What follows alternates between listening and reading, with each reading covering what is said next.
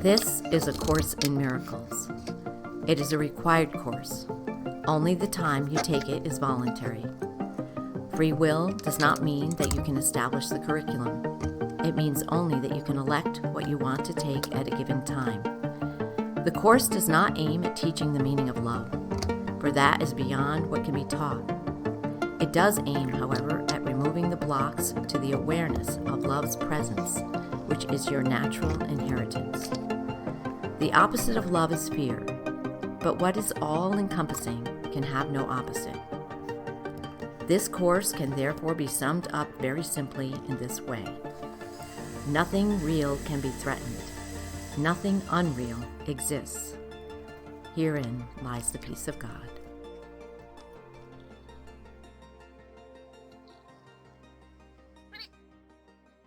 Chapter 13, The Guiltless World, Section 2, The Guiltless Son of God. Section 1, Paragraph 1. The ultimate purpose of projection is always to get rid of guilt. Yet, characteristically, the ego attempts to get rid of guilt from its viewpoint only. For much as the ego wants to retain guilt, you find it intolerable, since guilt stands in the way of your remembering God, whose pull is so strong that you cannot resist it. On this issue, then, the deepest split of all occurs. For if you are to retain guilt, as the ego insists, you cannot be you. Only by persuading you that it is you could the ego possibly induce you to project guilt and therefore keep it in your mind. Do you have any comments about that section? Well, only that, the idea that the separation by the split mind is so pervasive in our thinking, and it's born out of this idea that I am guilty, and therefore I have shame, and I can blame another for my guilt, or I can just attain it for myself. And yet, this idea also that the pull to God is so strong that we seek for the love that we really want, and we can feel that pull, but we're afraid of that at the same time.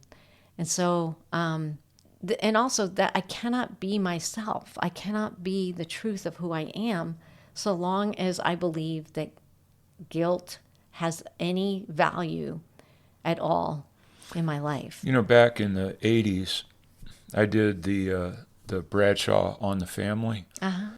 And in this program, in this process, you dive into the idea of shame, guilt, who you are, your genuine internal, your longings. It gets into the inner child material and all this kind of stuff.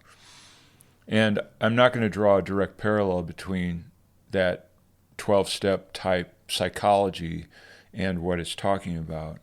But I understand from reading this that there's a deep, neurotic, even psychotic engine within us that alienates us from who and what we really are, and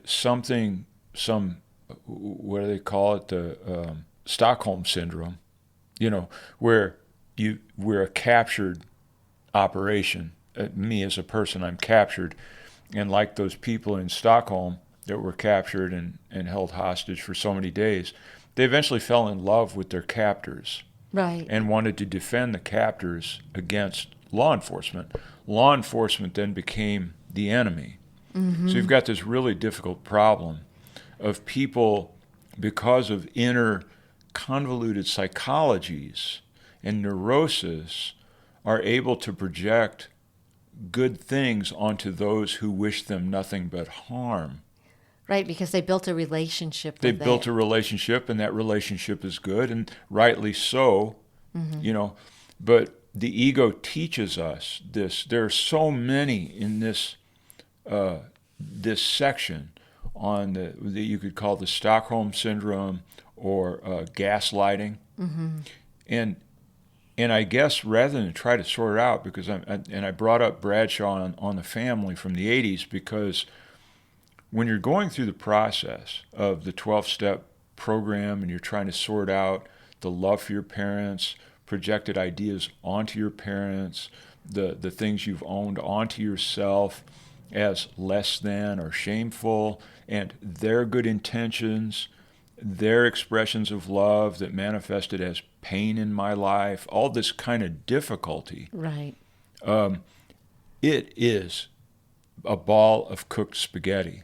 I'm just saying that You're saying it's all entangled. it's a total entanglement of what's really, really good for me. You know, again, I've heard it said that a person that has diabetes, they want to eat food that will kill them. Mm-hmm.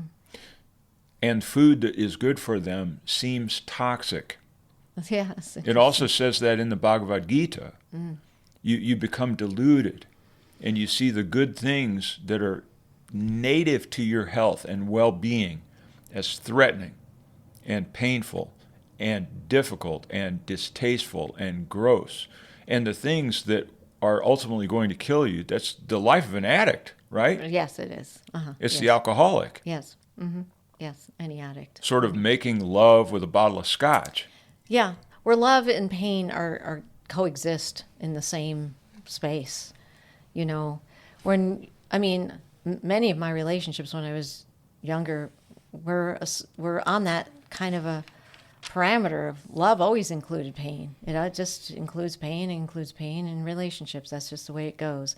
And in fact, I would say that I so associated with it for a while that I thought that if I wasn't experiencing some of that anxiety, fear, and pain in the relationship, that maybe I wasn't in love. I associated it with it. You need to do the work. Yeah. And the work of good relationship is agony. Yeah. It's going to be pain. Uh-huh. Yeah. Because how do you know if you're loving if there's not pain involved? This is a problem with guys. Uh-huh. Guys, let's say their mother, not to drag moms and parents into this, but if she's a working mother and basically rejects the kid, and she's alien to him, and he buries that as an internal wound, a deep internal wound, that pain equals love. Right. So that he looks for a woman who will treat him like his initial mother did. In other words, she will reject him. She will consider him less than. And then he says, true love. And he develops deep subliminal affections for this person that is cold as ice. Yeah. I think it happens both ways. It might be more prevalent with men or whatever, but I think it happens both ways. Anyway, the idea that I cannot be myself, I cannot even know myself at all because I want to hold on to this idea of guilt and keep it almost like my own little treasure that's going to keep me away from knowing myself. It's a form of insanity, obviously. Some of the internal language of the Course, there's an assumption, makes it unclear. If the internal language of the Course makes it so that there's an inside conversation going on, and it doesn't make sense. And what's happening here is that I am not disconnected from God. I was not shipped like KL into Earth in a capsule to become Superman, here on the Earth. I'm not ejected far from my original home. I never left my original home. And that my whole effort to stay separate, to keep an artificial separation so that I have an artificial sense of success and an artificial sense of struggle because I created a situation where struggle is a necessary component. And that then the mechanism of that, called the ego mind, is like a ghost or a function that keeps me separated and gives me all the reason and logic, and that this entire mechanism of craziness is fueled by, not fueled by, you don't like the term fueled by, but it rests on the foundation of the mind of God himself. So this isn't some lightweight illusion that we can brush off with the back of our hand. It feels dense and very, very real, the struggles and things. Yes, I agree. The God cannot not be anywhere. I mean, it is everywhere. So there's no place that it is not. So woven through the illusory idea of a bunch of separate things existing in a world and everything, God is there. I can't experience it until I want to, until I want my awareness to Right, be and you brought have to to know it. there's an option. Yeah. You have to know there's an You have option. to know that there's an option. You know, there's no way to make a true choice if you don't know that there's an option. That's Paragraph 2, yet consider how strange a solution the ego's arrangement is. You project guilt to get rid of it, but you are actually merely concealing it. You do experience the guilt, but you have no idea why. On the contrary, you associate it with a weird assortment of ego ideals, which the ego claims you have failed. Yet you have no idea that you are failing the Son of God by seeing him as guilty. Believing you are no longer you do not realize you are failing yourself. Now I want to say right off the top, this paragraph sounds so convoluted, so difficult to understand. And I'm going to ask someone who's listening and it just makes no sense. Review it, find the paragraph if you're interested in such. It is rigorously logical.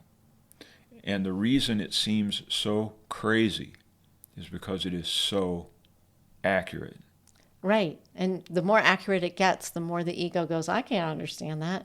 I mean, seriously, it pushes it aside and go, oh, well, I'll just go on to the next thing. But it's worth, when you're feeling any form of, I don't know if I get that, maybe I'll just go on, to actually sit with that particular paragraph. Maybe you just work on that one and then go on, because it's worth trying to see where the actual logic is in the whole thing, because it is completely logical. If there's anything about the Course that is, its standard is really, really high in having logical steps for you to understand. Now, the fact that I want to reject it that should be a warning sign that my ego's up for, wanting to hold on to its little world. So when things get kind of where it feels like this fog comes over the mind when you're reading the Course, it's usually my ego. I mean, that's where it is. My ego is just going, oh, go to sleep. Don't read that, because it might remember itself. It might actually see the logic in it. There's a movie, Breaking Away. I think it's Randy Quaid, who's been in like some Chevy Chase movies and stuff like that. He always plays a really, really odd guy. Well, in this movie, he's having a conversation with this kid, and these are guys that are stuck in Indiana. They're called cutters. They cut limestone, and it's like this fate. Like they're going to have to just turn into fat, slovenly guys that just cut limestone for a living. They have no identity. And meanwhile, the University of Indiana are all these golden boys that come in from other places, and they work out, and they go to the gym and all this. So there's this constant animosity between the guys that are the Indiana natives and the people who go to the University of Indiana. And he tells this kid in there, that's backstory for this line that he delivers, where he's saying, I flunked this certain test, which means I'm not going to be able to go to school. He didn't pass this. His grades weren't high enough on this test or whatever. And he said, which is great for his dad, because his dad wants nothing more than for him to fail, so that he can welcome him back with loving arms, so to speak. So that Cyril, that's the character who says it, his failure is necessary to receive love. See, if he succeeds in this crazy neurosis, if the father sees a successful son, he'll be threatened. Right. And if the son is threatening, the father will consider it, a threat and reject him. So if he wants to be accepted by the father, he has to fail so that he can become like the father. And the ego has done something like that in inventing a father who requires our pain, requires our failures, requires these things. I agree. Paragraph 3. That's paragraph 3. The darkest of your hidden cornerstones holds your belief in guilt from your awareness. For in that dark and secret place is the realization that you have betrayed God's Son by condemning him to death. You did not even suspect this murderous but insane idea lies hidden there. For the ego's destructive urge is so intense that nothing short of the crucifixion of God's Son can ultimately satisfy it. It does not know who the Son of God is because it is blind. Yet let it perceive guiltlessness anywhere, and it will try to destroy it because it is afraid. Let's try to get into this. I can't. I got to make the confession that I don't have any answer in my mind for this, but I think that maybe we can go somewhere with this. Let it perceive guiltlessness anywhere, and it will try to destroy it because it's afraid. This crucifixion, this required crucifixion, and this projection. What do you think? How can we apply this so that it doesn't sound like sheer madness? If I even think about traditional teachings in Christianity, we're taught that we all contain the original sin of Adam. So from that standpoint, as the basis for my ideas of where I came from, that we all contain this seed of Adam, I'm immediately guilty because I chose through my lineage to walk away from God. Now, even though Jesus comes to redeem all of those ideas, somehow it remains in the world and in our teachings. So my guilt, I think, is like a badge of honor. I'm guilty. I recognize my sinfulness. I'll never be like Christ. I'll never be him. Even though he wants me to walk his way, I cannot. He's the Holy Son of God. He's the only begotten Holy Son of God. And the Course speaks that no, we are all sons of God. And collectively, we are the Son of God. We seem to have all individual thoughts and everything else, but the spark of love and light that's in you is the same as the spark of love and light that's in me. It's the same as the spark of love and light in all of my neighbors. It's the same. It's everywhere. And so we are all a part of the sonship, which together is the Holy Son of God. That's great, but what about this paragraph? Okay. So, well, I need to create the basis for it. So, for in that dark and secret place is the realization that I have betrayed God's Son by condemning him to death. And this is where my ego wants to keep it. It wants to keep the Son of God in a condemned place.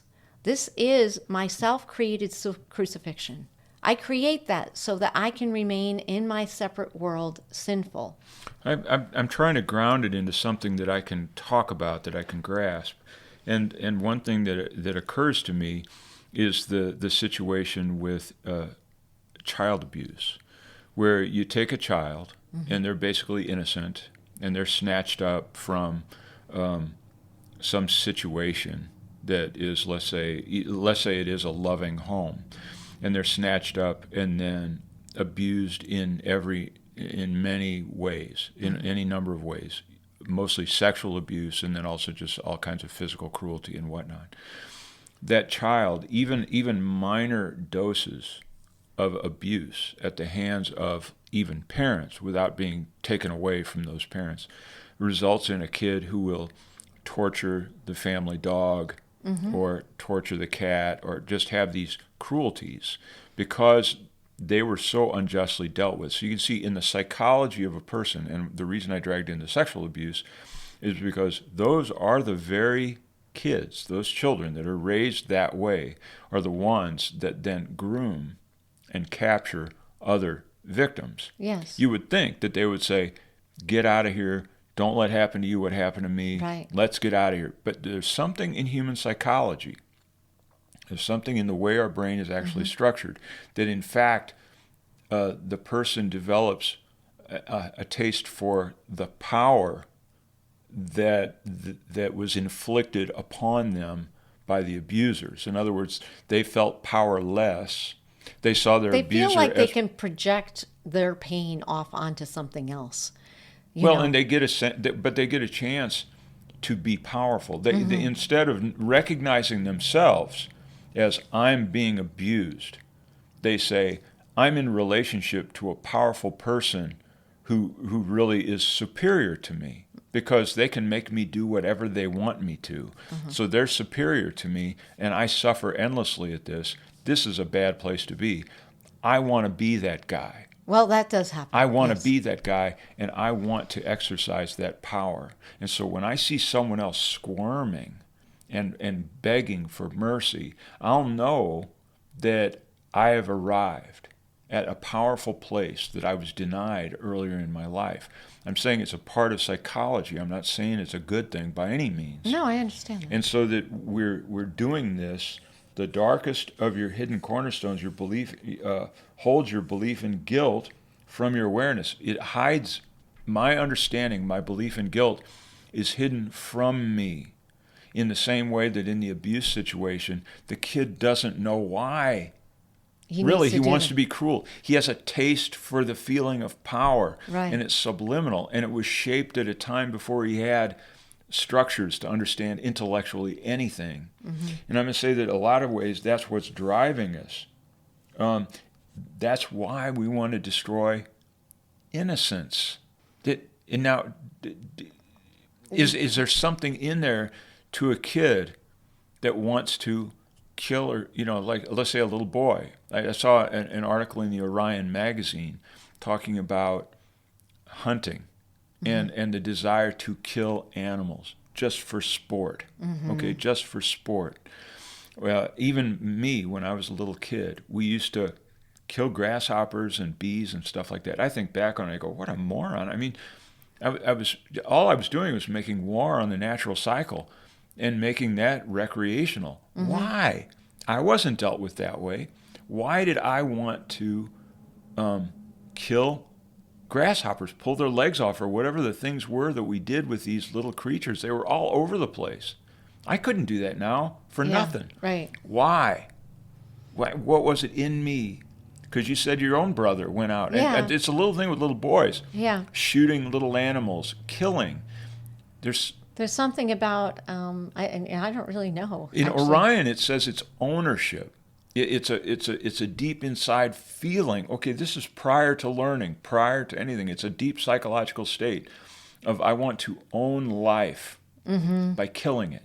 It's almost like I take it in, and you can see this in rituals, whether it's Mayan blood rituals in these temples. By inviting in that darkness, it gives me the power of the cessation of. It gives me the power of life and death. Well, I could see where that would be. And I absorb that life into me. The ego would definitely be on its grandiosity cycle. But so this is a structure. I guess what I'm trying to say is this seems to be maybe a structure that the Course is illustrating. It's not to be taken lightly. Right. That it's that deep. It's not like, okay, let's read about it and get over it. We called this murderous right in the beginning here. So let me just see here.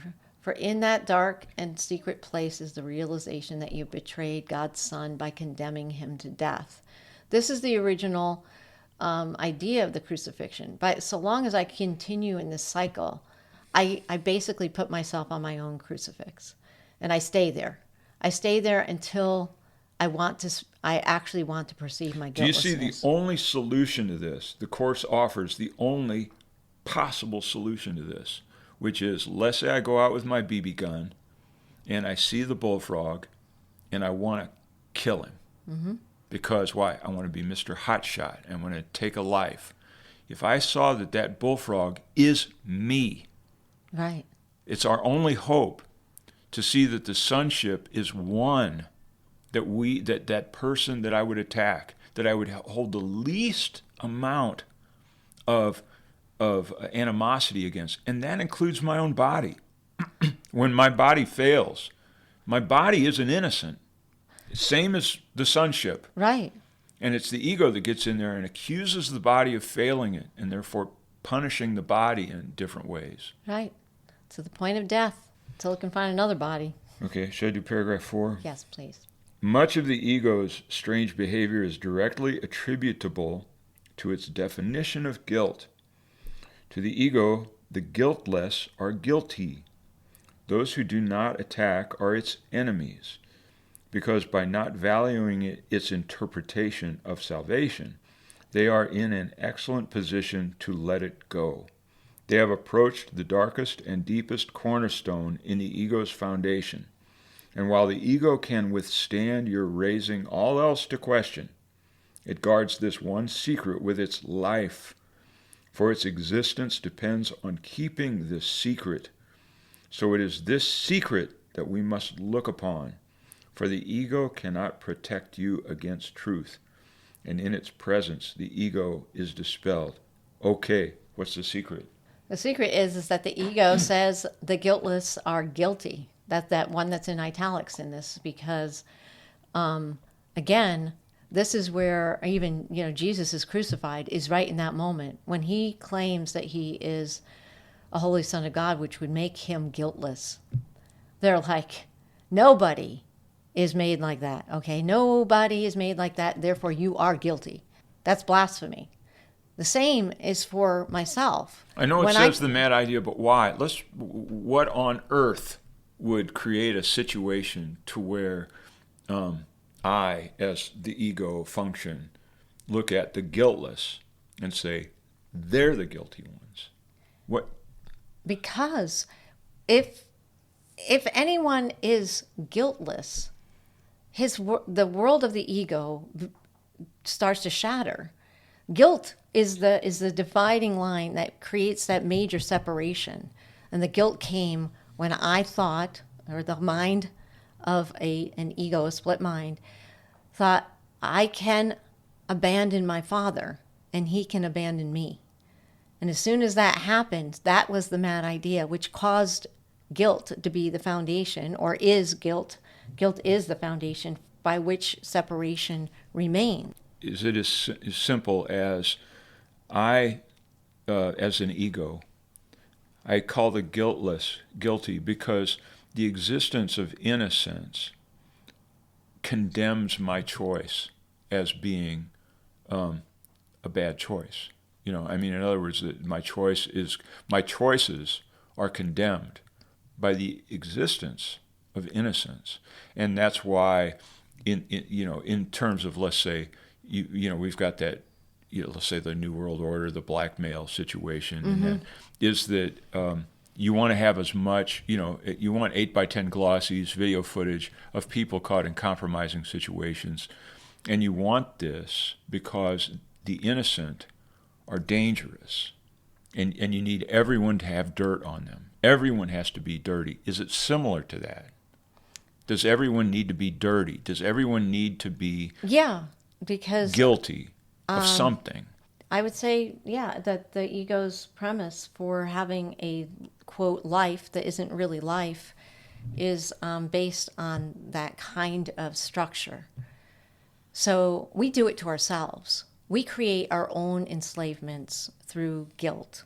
Those structures that you're talking about are master-slave structures.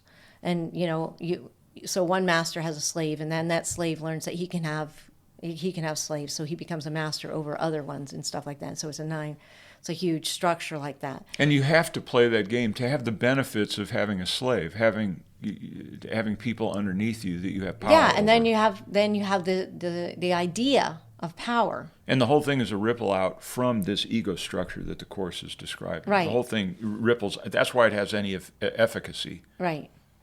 And in time, as we read in the prior one, you will experience yourself in a time-space structure as guilty based on those very things, because you're doing something to another, which is, in my mind, it's anti-life. Anti-Christ and anti-life are the same. So I'm doing something that is against life being the ability to express itself. I want to confine something else to an area that I can control. So if I do that either to a child that's my own child, or I do it to something else in the world, then I become the little god over this thing. And the development cycle, I immediately think of the conversation I had with my mom where I said, why did we take the land away from the Indians? What was I, 10 years old? And, maybe I was 12, but I'm in a history class.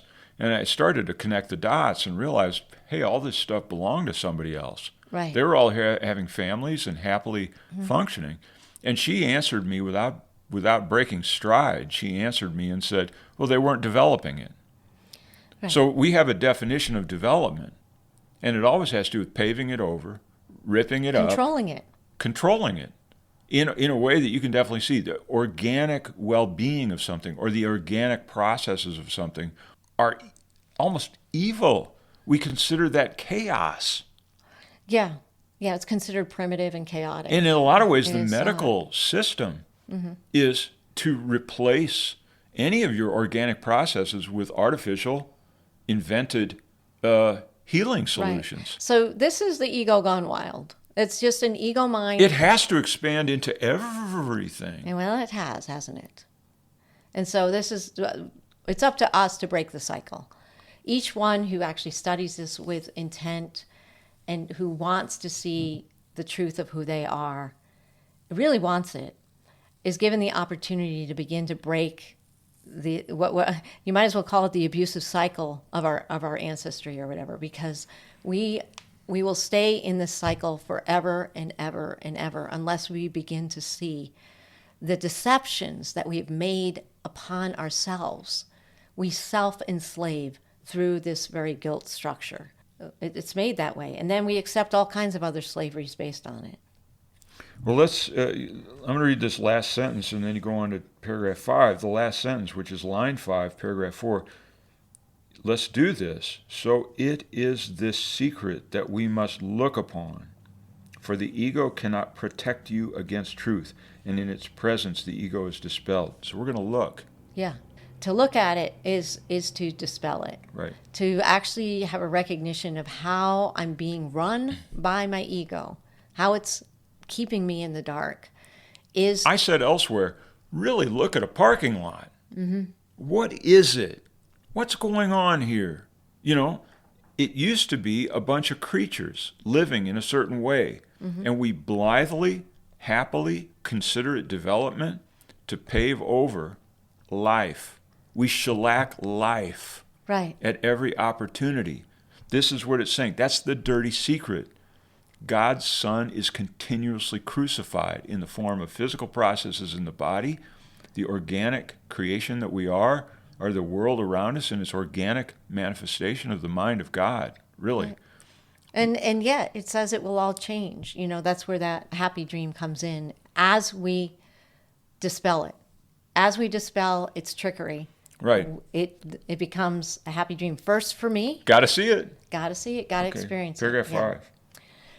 In the calm light of truth, let us recognize that you believe that you have crucified God's Son.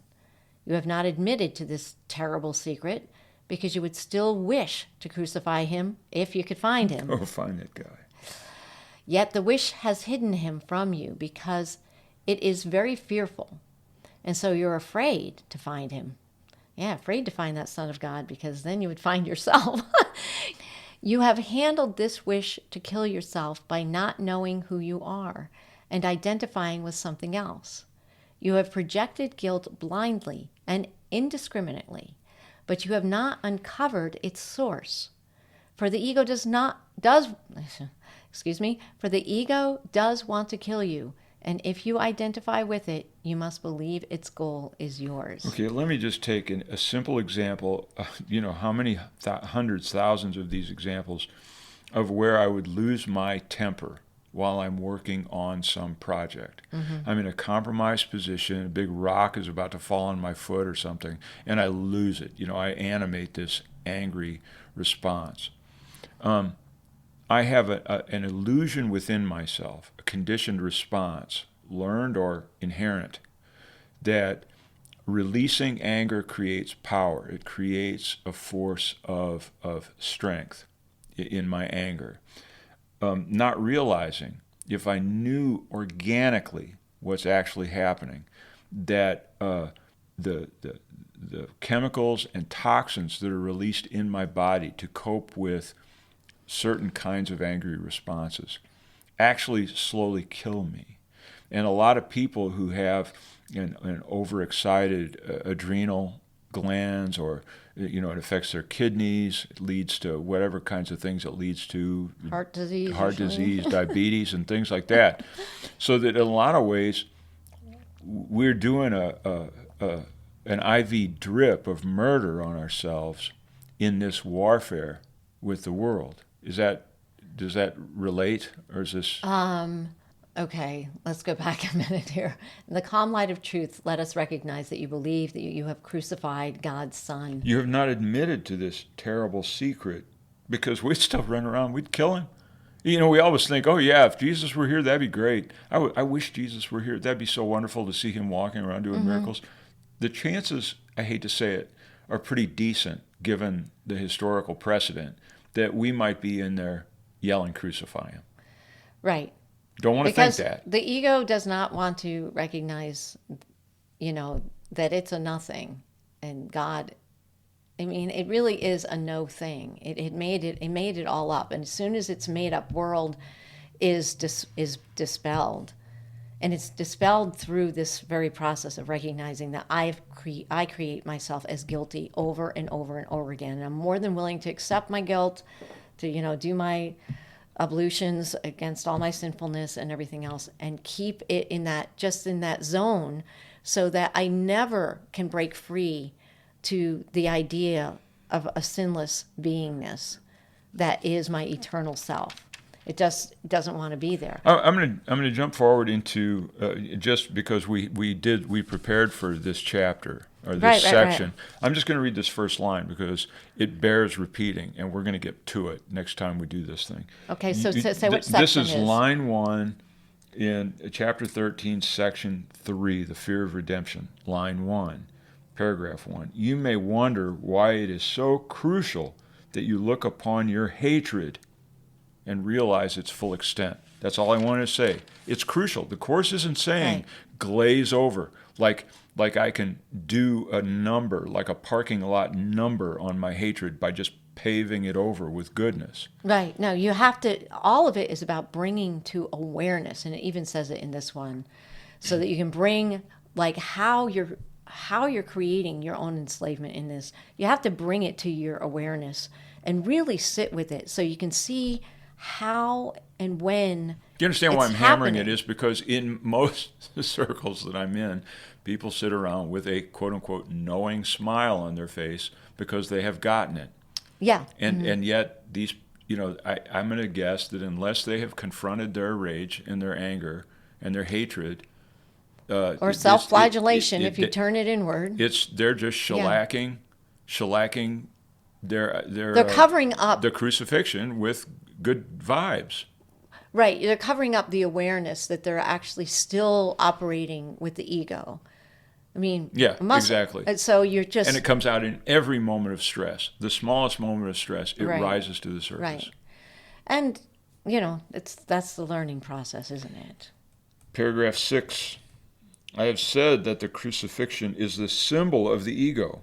When it was confronted with the real guiltlessness of God's Son, it did attempt to kill him, and the reason it gave was that guiltlessness is blasphemous to God. Yeah, that's what I've been speaking of. Yeah, okay, go ahead. To the ego is God, and guiltlessness must be interpreted as the final guilt that fully justifies murder.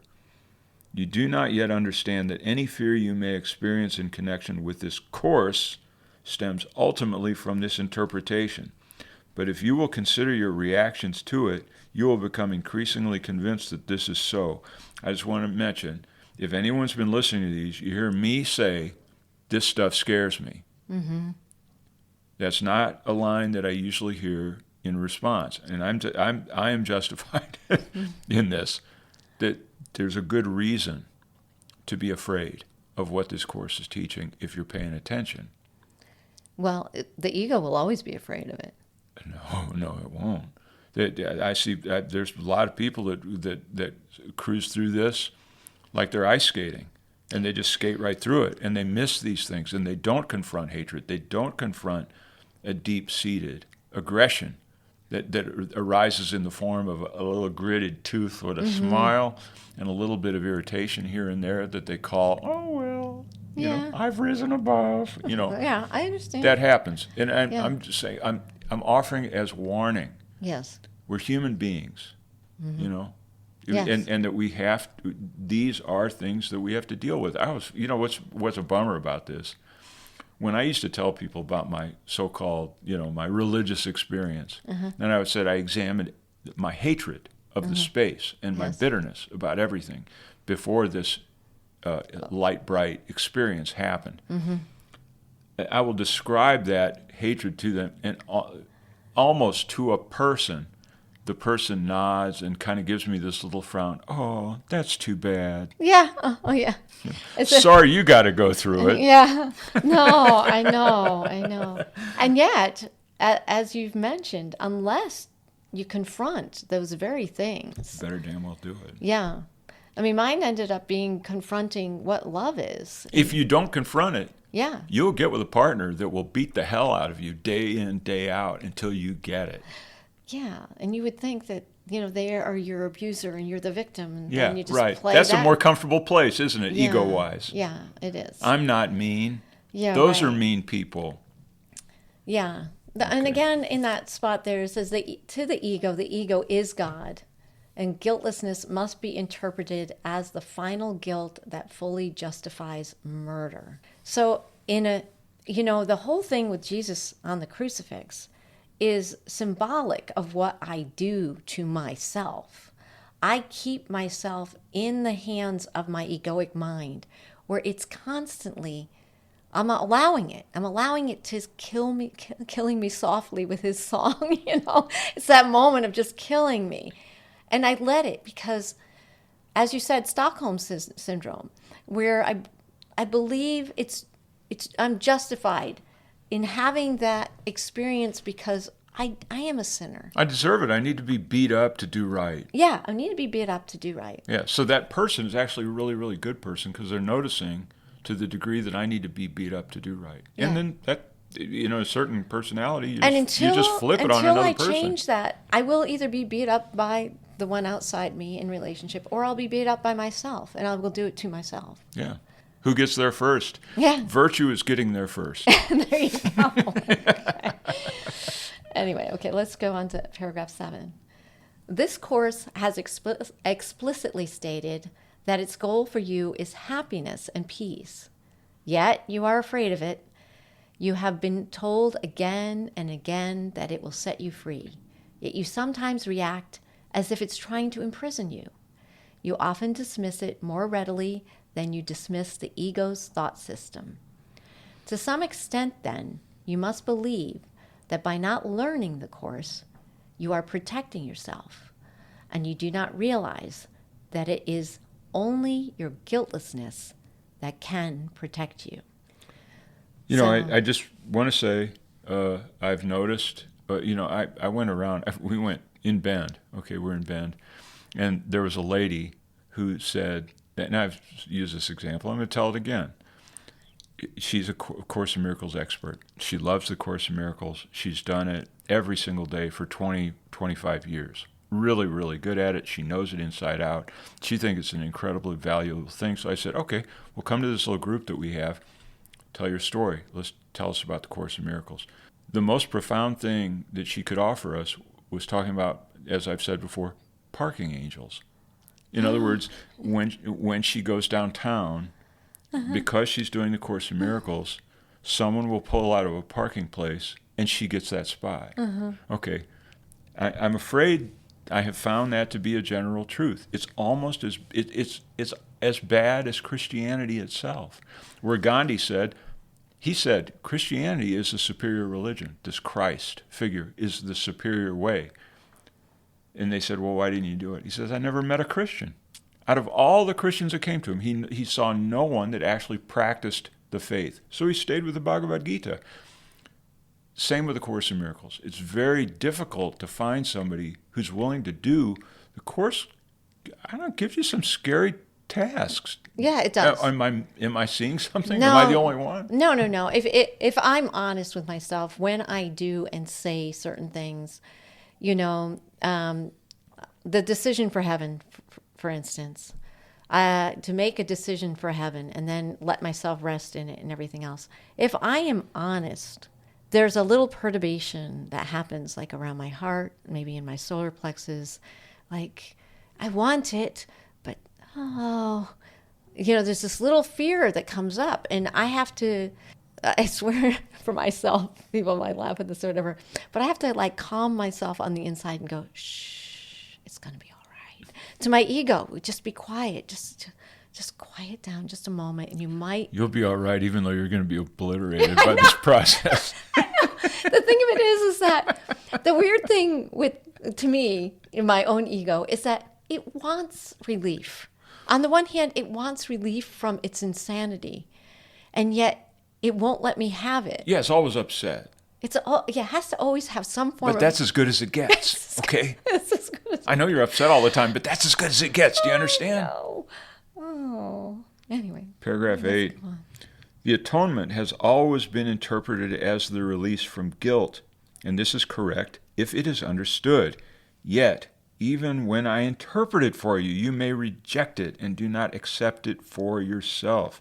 You have perhaps recognized the futility of the ego and its offerings, but though you do not want them, you may not yet look upon the alternative with gladness. You just said that. Mm-hmm. In the extreme, you are afraid of redemption, and you believe it will kill you.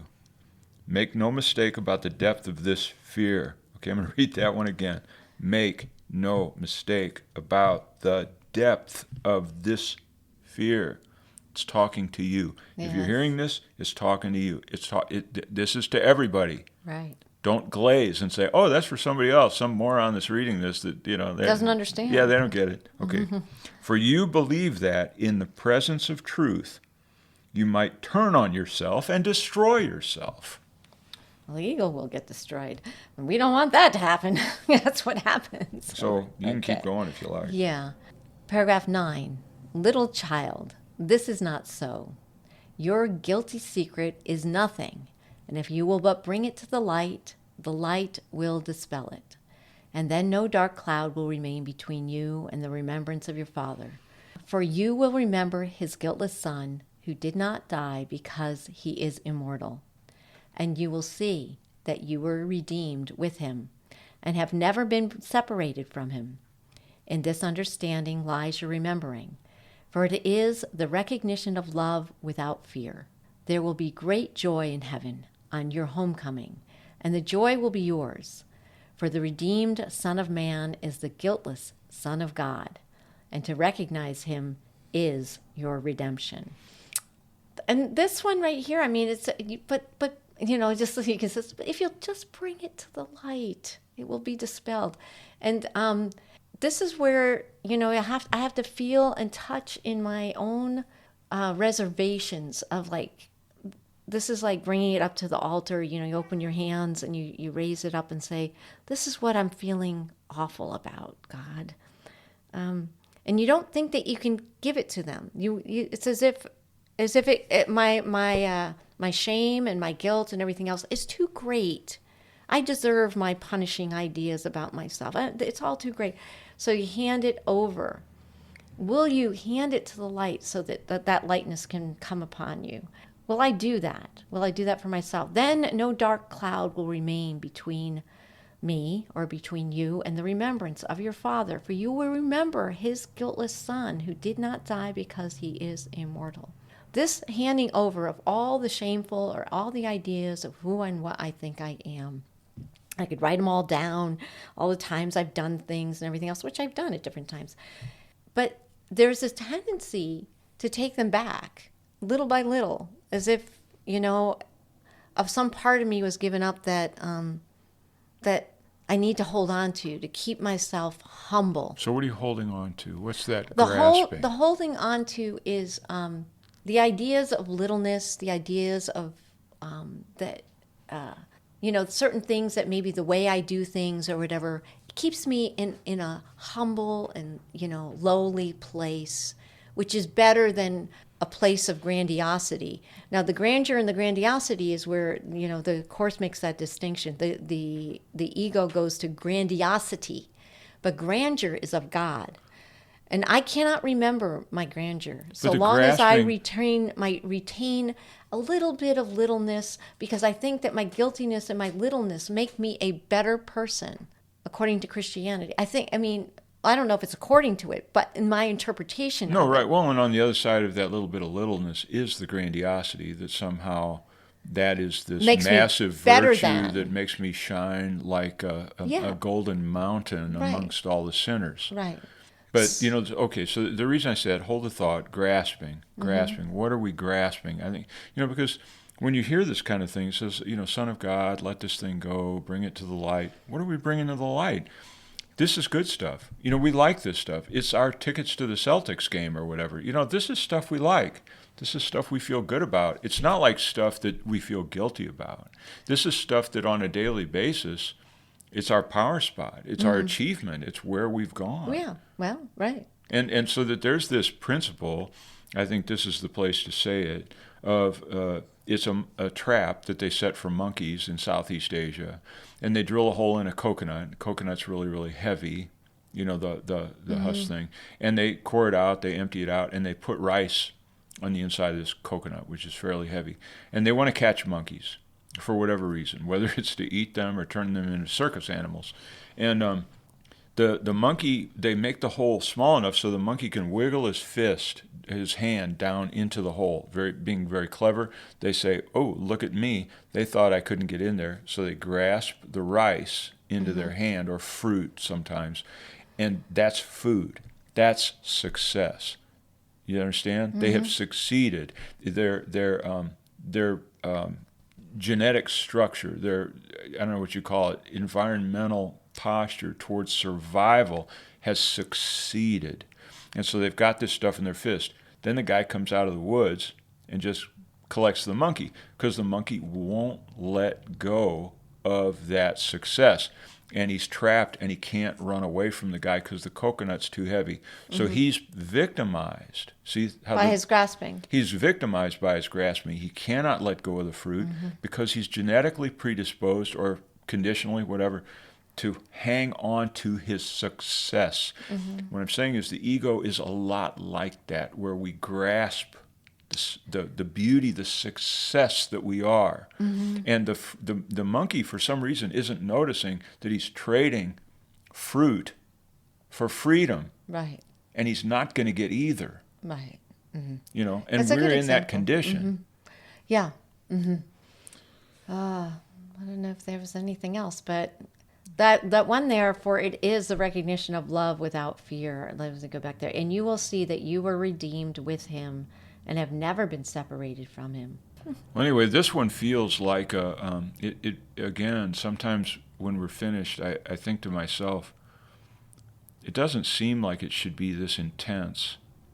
But this one has been intense for me in engaging the material. I hope, I've listened, I edit these things, and I hope that I'm more successful than I am at other times at expressing these things. There's such a poignant, heartfelt plea from Jesus, or the author of this book, for us to let go of our petty treasures, Right. and to recognize that there's a much greater wealth readily available, like the monkey trap. He had freedom. If he drop it, he has his freedom. And we have that available to us. And it's poignant because you read it, and I can just feel all of the defense mechanisms at full play. Even as I read these things, a little sense of fear, a little sense of backing off, a little sense of saying, well, it's not talking about me. You know what I'm saying? Yeah, and I think that when anyone reads it, it makes sense to be aware of those particular feelings, because if you become aware of those, it helps it so that you can decide for something else, because now the ego's ways are being dispelled as they come into. That's something else can only be indicated through miracles, and that's Right. why. Read the first part of the book about the rules for miracles. We have to believe, in terms of this course, in terms of this program, miracles are real. Miracles happen. Miracles are the only way that the Holy Spirit can convince us that there is something better than this paltry little piece of rotted fruit that we're holding on to. Right, exactly. Okay, thank you. Thank you.